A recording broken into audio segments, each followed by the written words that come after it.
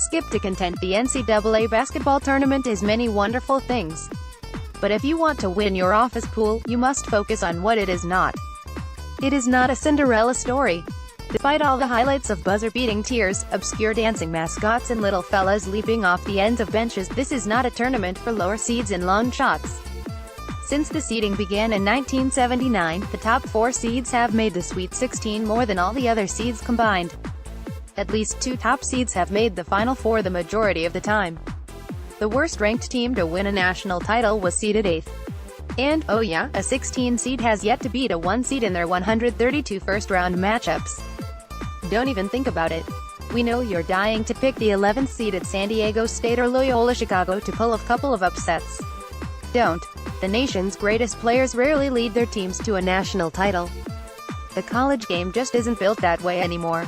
A team with a one-and-done NBA lottery pick can often be neutralized by a team with a handful of good college players who have played together long enough to figure out how to stop him. Check out the last 5 Final Four most outstanding players, a list bereft of any future NBA All-Stars: Joel Berry II, Ryan Arcidiacono, Tyus Jones, Shabazz Napier and Luke Hancock. Only 5 of the 33 Wooden Award winners played for national champions. Remember when Kevin Durant played for Texas in the spring of 2007? He didn't even make it to the Sweet 16. Despite his 30 points and 9 rebounds, his team was beaten in the second round by USC. Ignore this spring's big stars that populate teams like Duke and Arizona and Kansas. Pick the team that acts most like a team. It is not an NBA Saturday night. The best dunkers don't win this. The best shooters don't win this. The best dribblers often don't win this. It is quite the opposite of all of that. The best defense usually wins this. In 4 of the last 7 national title games, one of the teams scored less than 60 points. Only 2 of the teams scored more than 70 points. The best teams will be the ones that can make the big stops. The best teams are the most boring teams. Spoiler alert, this tournament's dullest team is also its no. 1 team. If you're stuck on a matchup, let the roster break the tie. Pick the team that has the most junior or senior impact players. 2 upperclassmen in the starting lineup are golden. If 2 of those are guards, even better. Barry and Kennedy Meeks led North Carolina in scoring and rebounding in last year's title game. Both were juniors. 2 seasons ago, Villanova Mop Arcidiacono was a senior, rebound leader Josh Hart was a junior, and the game-winning shot came from junior Chris Jenkins. Yes, of course, there have been freshman stars who have led their teams to titles, most recently Duke's Tyus Jones and Justice Winslow in 2015. But that same Duke team was also grounded in the effort of seniors Quinn Cook and Emile Jefferson.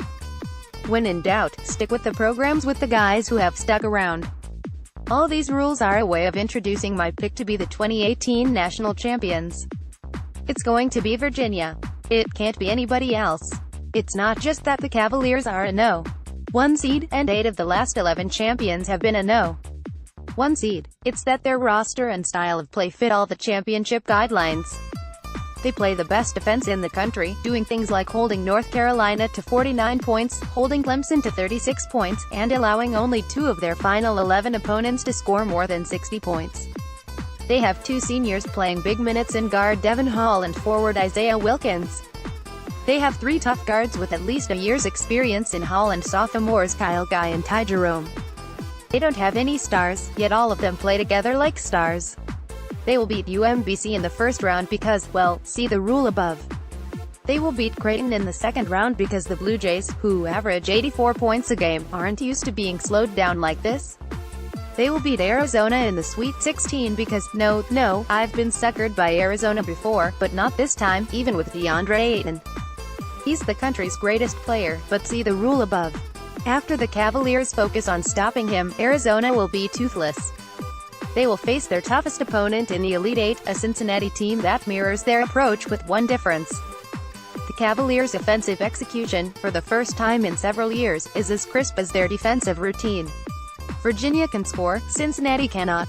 Virginia will meet surprise Michigan in the national semifinals, the Wolverines entering the tournament having won 9 straight games and playing well enough to upset weary North Carolina and vulnerable Xavier.